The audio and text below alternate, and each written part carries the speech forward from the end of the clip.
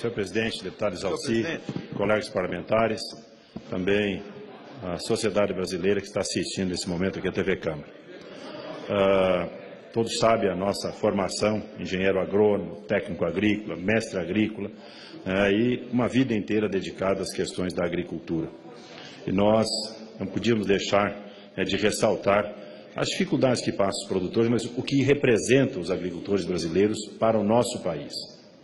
Nós temos hoje, se nós temos em torno de 6 milhões de produtores no Brasil, que estão produzindo grãos, carnes, lácteos, fibras, frutas, tudo que o Brasil está produzindo, para ser hoje um celeiro do mundo. E esses produtores, a dificuldade pelas quais eles estão passando. O ano passado, o valor bruto da produção, dados que a Confederação Nacional da Agricultura, a CONAB, o INCRA, os órgãos que fazem, o IBGE, que fazem as pesquisas, mostram que foi em torno de 530 bilhões somente dentro da porteira. Mas, do PIB brasileiro de mais de 5 trilhões, nós tivemos ali praticamente, nós tivemos lá 1 trilhão, quase 1,5 trilhão, que é da responsabilidade do agronegócio. Então, o que nós tivemos ali? Praticamente 22%, 23% do PIB do Brasil, da riqueza do Brasil. Quando a gente estarrecido está vendo hoje que no ano passado, em 2015, os absurdos que nós tivemos com relação às demissões, pessoas com carteira assinada, os dados que o próprio governo tem colocado, nos dão conta que nós tivemos em torno de 1.600.000 a 1.700.000 desempregados no Brasil. Isso é um absurdo. Nós tivemos ainda, já no mês de janeiro, em torno de 100.000 desempregados, quando em janeiro de 2015 foram 82.000. Isso quer dizer que em 2016, novamente, nós vamos ter uma leva de desempregados. Tudo isso por culpa da má gestão e da forma como que foram encaminhadas as questões do nosso país para ganhar a eleição. Quer dizer, ainda em 2013, 2014, as gestões da presidenta Dilma fizeram com que o Brasil tivesse um descontrole total nas finanças públicas. E é isso que nós estamos assistindo nesse momento, e quem está pagando por isso? A população. E principalmente as pessoas menos favorecidas, que são esses desempregados. Milhares, milhões de desempregados, e novamente, em 2016, está prenunciando. O que nós tivemos ali? Nessas dificuldades que nós estamos encontrando, o único setor que não desempregou foi justamente o setor do agronegócio. A agropecuária, a produção da pequena propriedade, deputado Maldaner, lá da sua Santa Catarina, ou da média ou da grande propriedade, do deputado Mandetta, que vem lá do Mato Grosso do Sul, qualquer canto do país, pequenos, médios, grandes produtores dos grãos, das carnes, das fibras, dos lácteos, estão aí fazendo as riquezas desse país. Por isso, nós temos que referenciar, nós temos que referendar, nós temos que agradecer aos produtores. Você pode ir num médico uma vez por ano, 2 vezes por ano, consultar um médico. Vai no engenheiro quando vai fazer uma obra, vai na oficina de vez em quando estraga um carro. Agora, se alimentar é todo santo dia, 2, 3, 4 vezes por dia. Quem é que está produzindo alimento? Então tem que se lembrar que tem um agricultor por trás de você. Eu saí agora, deputado Exalci, estava presidindo a CPI da FUNAI. Um verdadeiro absurdo, criado no governo do presidente Lula, continuado pela presidente Dilma, uma verdadeira maquinação para espolhar, explorar milhares e milhares destes produtores que eu estou dizendo aqui, que estão fazendo a riqueza desse país. Nós não podemos admitir. É o que está acontecendo. O deputado Mandetta, lá do Mato Grosso do Sul, sabe o que representa para o seu estado as dificuldades que passam hoje esses produtores rurais. Pequenos produtores, lá do Rio Grande do Sul, lá no Mato Preto, ali em Getúlio Vargas, Erechim, Erebango, vai ali no Mato Castelhano, vai lá em Sananduva, ver o abuso, suicídios que nós estamos tendo lá. Vai lá no Morro dos Cavalos, deputado Maldaner, que você tem lá em Chapecó, em várias regiões do estado de Santa Catarina, pequenos produtores que não são invasores de propriedade. Então, vejam, a pressão do governo, ao invés de estimular essas famílias a trabalharem legalmente, decentemente, dar estímulo, o que nós vemos?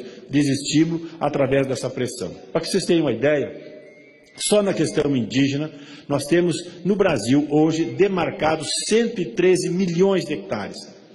113 milhões, o meu estado, Rio Grande do Sul, tem hoje 28 milhões de hectares. O que é 113 milhões? Praticamente 4 vezes o estado do Rio Grande do Sul demarcados com terras indígenas. E a pressão que a FUNAI, que o INCRA, que o Ministério da Justiça, que vários órgãos do governo estão fazendo, é para demarcar outro tanto.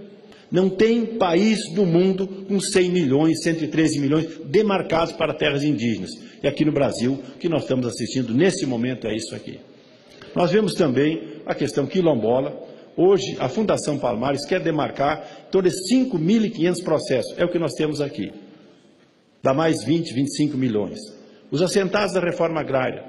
Nós temos do Fernando Henrique, do Lula, da Dilma até agora, 88 milhões de hectares demarcados para os assentados da reforma agrária. Então, se eu somar assentado da reforma agrária, os pretensos quilombolas, as áreas indígenas, isto aqui ultrapassa, chega a quase 250 milhões de hectares de terra. Se fizerem o que querem, mais as áreas de preservação, o que nós chegamos? A metade do Brasil. A metade do Brasil. Veja, e o único setor que está dando certo.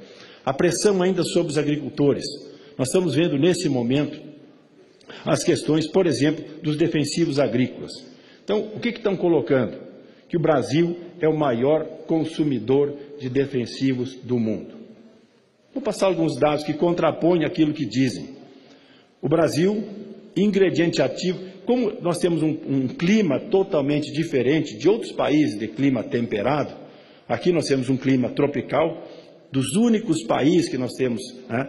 Logicamente que a quantia de inseticida e fungicida e herbicida que nós temos que colocar é diferente de outros países, mas os dados por ingrediente ativo por hectare é 4,2 quilos, quando na Holanda gasta 20, quando no Japão gasta 17, quando na Bélgica gasta 12, na França gasta 6, no Brasil gasta 4. É o 6º país em ingrediente ativo. Gasto com defensivo por tonelada de alimento produzido. Na Alemanha gasta 115 dólares por hectare ano, né? Na França gasta 90, na Itália gasta 85, na Espanha gasta 30, no Brasil gasta 28. Então aqui dá para demonstrar que não é bem, né, o que estão dizendo. Então acho que nós temos que, de uma certa forma, né, fazermos com que a gente tenha que agradecer a esses produtores pelo que eles estão representando hoje. Então nesse sentido, né, é o que nós queremos fazer essa alusão, é que nós temos que prestigiar, privilegiar, reverenciar, né, e agradecer a esses produtores que muitas vezes, em extrema dificuldade, nesse momento, por exemplo, na questão do arroz do meio estado do Rio Grande do Sul, que é o maior produtor de arroz do Brasil. 1.100.000, 1.150.000 hectares, de 15 mil produtores que nós temos lá, no Rio Grande do Sul, mais uns 10 em Santa Catarina, né, que tem mais 100 e poucos mil hectares, nós temos lá 70%, 75% do arroz é Rio Grande do Sul e Santa Catarina. Mas voltando ao Rio Grande do Sul, esse pessoal hoje teve uma enchente, basicamente no rio Jacuí e os seus afluentes, na Depressão Central, começa lá por Dona Francisca, vai chegar lá em Traquari, lá em Guaíba, por exemplo, né, no rio Guaíba. O que nós temos lá? Hoje, esses produtores, mais de 2.000, foram afetados por essa enchente. São 5 barragens hidroelétricas. Nós tivemos aqui no Ministério da Minas e Energia, o doutor Hildo nos recebeu, com o pessoal da ANEEL, com o pessoal da ANA, com o pessoal da própria ONS, né, Operador Nacional do Sistema. O doutor Hermes participou lá do Rio de Janeiro, uma teleconferência, onde nós apresentamos que na bacia do Jacuí e na bacia do Rio Uruguai, que pega São Borja e Itaqui, Uruguaiana, afetando hoje quase 3.000 produtores que foram afetados, e parte disso são as barragens. São 5 barragens, algumas em Santa Catarina, deputado Maldana, lá do Rio Uruguai, e as outras do Rio Jacuí, dentro do estado do Rio Grande do Sul, que afetam essas lavouras. Esses produtores, de 2009, 2010 até 2016, em 6 anos, nós tivemos ali 4 enchentes. Boa parte delas são causadas justamente pelas barragens, da forma que liberam essa água. Estamos recém discutindo com o Ministério de Minas e Energia, com a ANEEL, com a ANA e com a própria Operador Nacional do Sistema, de que forma nós possamos ajudar esses produtores que estão sendo prejudicados. Precisamos sim da energia, mas não podemos prescindir da produção de alimentos. Então, nós temos que achar uma equação e é isso que, em boa hora, estamos começando essa discussão. Veja os triticultores.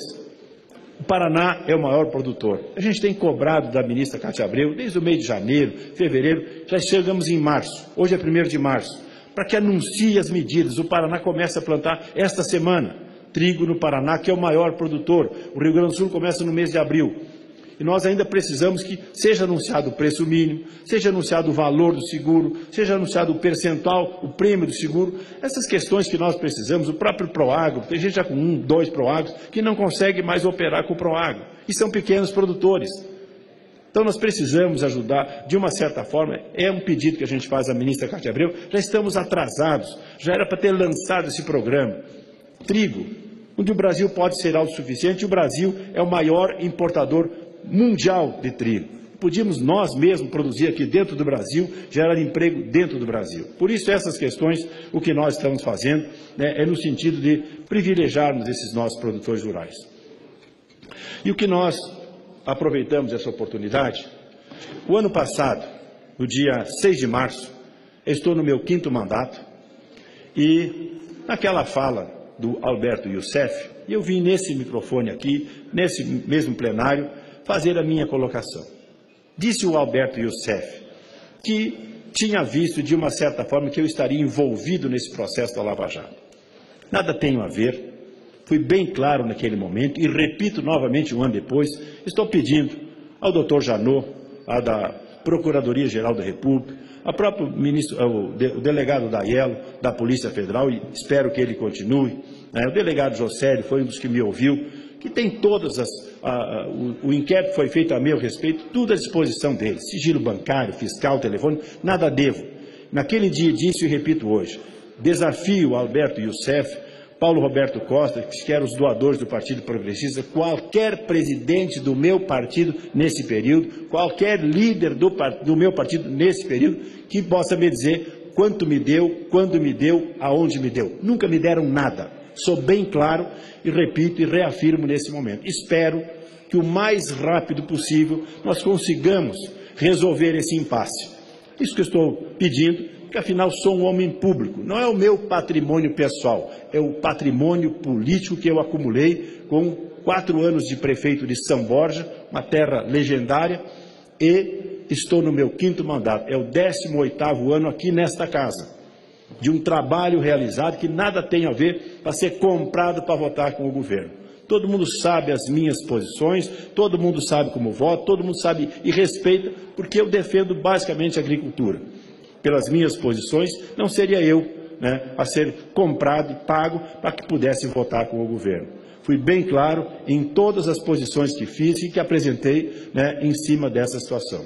O próprio Youssef, quando questionado, e nós pegamos essa fita bem depois, quando foi questionado a respeito de Luiz Carlos Reis, o que ele dizia quando um delegado o questionava?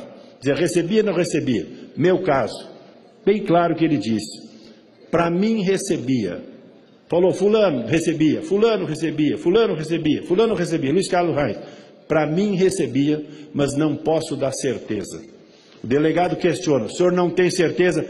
Ele repete, não tenho certeza. Deputado Renato Moli, foi logo adiante de mim, também não tenho certeza. Não tinha certeza no meu caso e também não tinha certeza do Renato Moli. Infelizmente, o nome dele e o meu nome estão enrolados nessa questão e espero que o mais rápido possível isso saia. Quero fazer aqui publicamente um agradecimento ao deputado Júlio Delgado, que é membro da CPI e que, num determinado momento, quando a CPI foi ao Paraná, questionou Alberto Youssef, ele disse, o senhor sabe que o senhor errou no seu depoimento. Tem gente que o senhor falou e que é inocente nesse processo. E ameaçou o Youssef de derrubar a delação premiada pelo que ele havia mentido. No meu caso e de outros colegas, tenho certeza que ele mentiu, porque nunca nos deu recurso. Ele retificou Em julho desse ano passado, esse depoimento que falei, não recebia, é de fevereiro.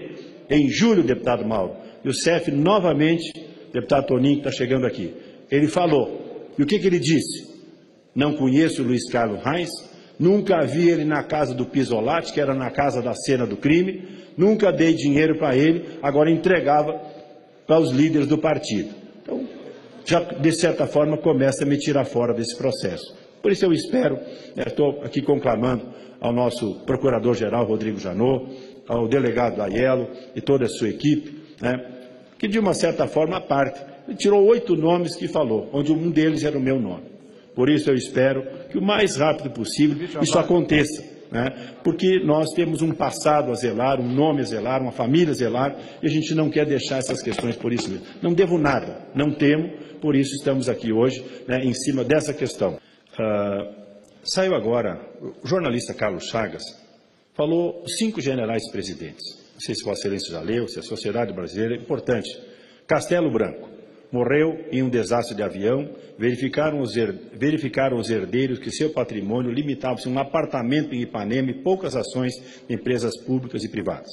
Costa e Silva, acometido por um derrame cerebral, recebeu de favor o privilégio de permanecer até o desenlace no Palácio Laranjeiras, deixando para a viúva a pensão de marechal e um apartamento em construção em Copacabana.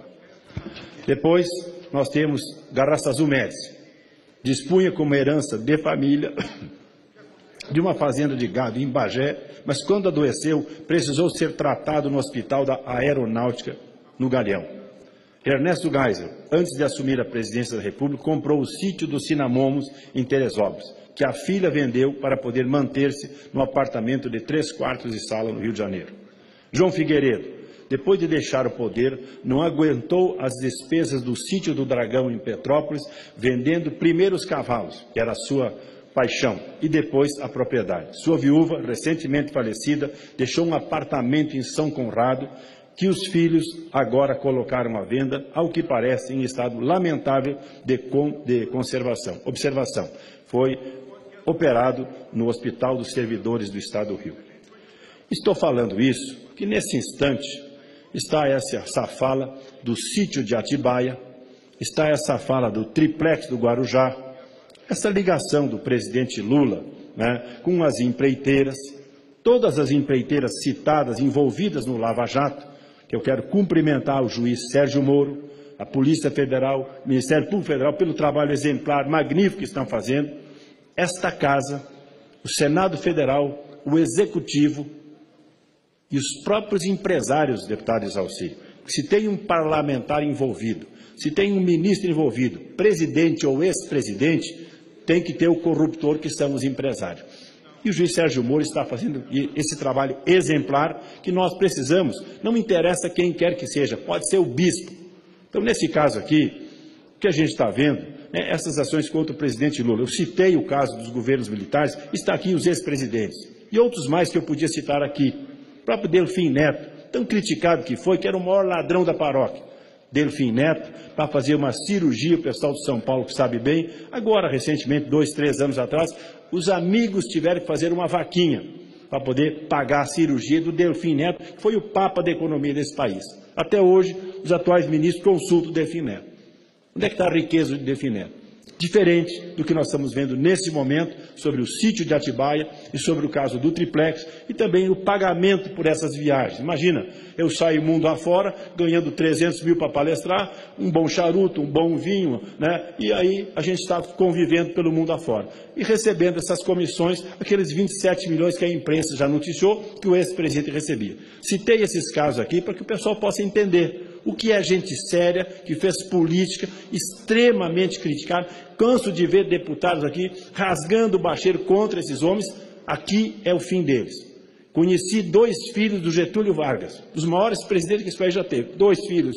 E conheço a família e sei o que o Getúlio tinha, da mãe dele e do pai dele, o que deixou para os filhos e deixou para os netos até hoje. Então, o que eu quero é lamentar essa atitude e alguém ainda tem o peito de defender. Por isso, parabenizar mais uma vez ao juiz Sérgio Moro, a Polícia Federal, o Ministério Público Federal, que tem que ir a fundo nessa questão. Doa em quem doer, deputado. Não interessa, aí alguém está querendo dizer que não, que o cara é um santo. Como disse, como é que ele falou? Não tem nesse país uma viva alma mais honesta que eu. Por amor de Deus, com tudo que está se vendo, né? E agora a gente fica preocupado quando a gente vê a saída hoje, a queda do ministro Zé Eduardo Cardoso. Não tenho paixões por ele, debatemos várias vezes, foi convocado 3 vezes por mim, convocado para depor na Comissão de Agricultura sobre a questão indígena. Agora, no entanto, a gente fica preocupado, porque ele, deputado Isalci, não sei se Vossa Excelência sabe, em seu relatório feito, né, o caso do CEPEM. O CEPEM é um caso que vendia serviços antes do Lula ser presidente para as prefeituras petistas lá no estado de São Paulo. Hélio Bicudo, Paulo Singer e o ex-deputado, ex-ministro Zé Eduardo Cardoso fizeram um relatório. Hoje a Bandeirantes estava passando isso aqui, ok? E nesse relatório, lógico, a raiva que o presidente Lula tem, porque ele foi decente, disse que havia esquema. E o senhor Teixeira, esse advogado que estava transacionando serviço, enriqueceu dessa forma. Por isso, deputado Isalci, deve ter cedido o apartamento para o filho do Lula morar. Tudo os amigos dão. Eu não tenho amigos desse jeito que me dão tudo e mais um pouco, ok? Eu tenho que trabalhar, arranhar. Eu, desde os 6 anos de idade, eu trabalho. Comecei com 6 anos, estou com 65, se Deus me der saúde, vou 80, 100 anos trabalhando. Diferente dessas pessoas que enriquecem dessa forma. Portanto, eu quero deixar isso aqui e, mais uma vez, chamar a atenção, no meu caso específico, que o quanto antes, o ministro Teori Zavascki, o próprio procurador Janot e o delegado Aiello e sua equipe consigam livrar o meu nome, certamente outros tantos colegas do Partido Progressista, nesse processo, porque nada devo. Repetir, agradecendo Dona Lia, uma produtora rural com mais de 80 anos, do município de Arroio Grande, no Rio Grande do Sul, quando, no dia, recebi essa informação numa sexta de noite, e no sábado, ao final da tarde, ela me liga. Deputado Luiz Carlos, lhe conheço há mais de 30 anos, estou indo agora na igreja aqui de Arroio Grande, fazer, eu e as minhas amigas, um tríduo para Vossa Excelência, porque tenho certeza na sua idoneidade, na sua inocência. Assim como ela, tantas pessoas que são verdadeiras santas, ok? Uma senhora daquela idade, que me conhece como produtor de arroz, ela, seu esposo, seus filhos, né, lá no município de Arroio Grande. Portanto, um agradecimento a todos e até uma próxima oportunidade.